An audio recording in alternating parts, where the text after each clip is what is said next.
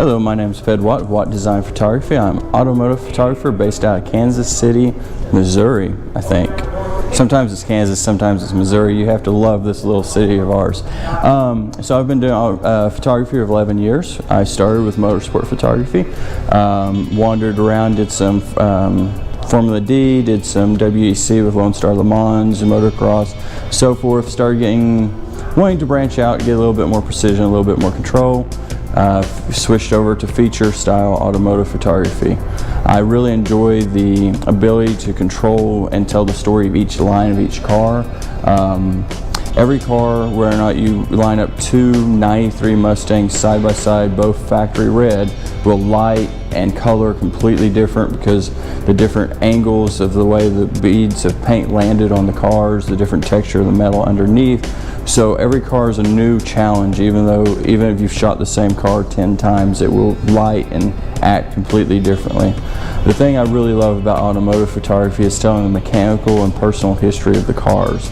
One of my personal favorite cars I ever shot was a 67 Firebird. The guy had it as his first car, built it up as a race car, hand laid all the fiberglass and everything. So as we shot the car, we emphasized the parts of that car that he really loved, the story behind the car, but we also focused on, the Pontiac's engineering on the lines on the hood and the sculpting of the roof of the car. It was just a beautiful marriage of both his personal mechanical changes and the original engineered intent of the car. I would say there's nothing special about automotive photography. I would say the core of all photography is light. So take your time, understand light, understand how it reacts. The challenge with automotive photography is you're actually taking a picture of a colored mirror, basically. So you have to learn how to play with your light, how to control your light. But stop thinking about your subject, because when you think about photography, is actually only recording light. So if you forget that you're shooting a Mini or a Ferrari or a candle, but you're only really shooting light, you'll really help you understand how light responds. If you get caught up in the fact that you're shooting a $500,000 Ferrari, then you forget the fact that it's still just light that you're photographing, and light acts the same regardless if it's $1 million car, a beautiful woman, or a spoon on the sidewalk.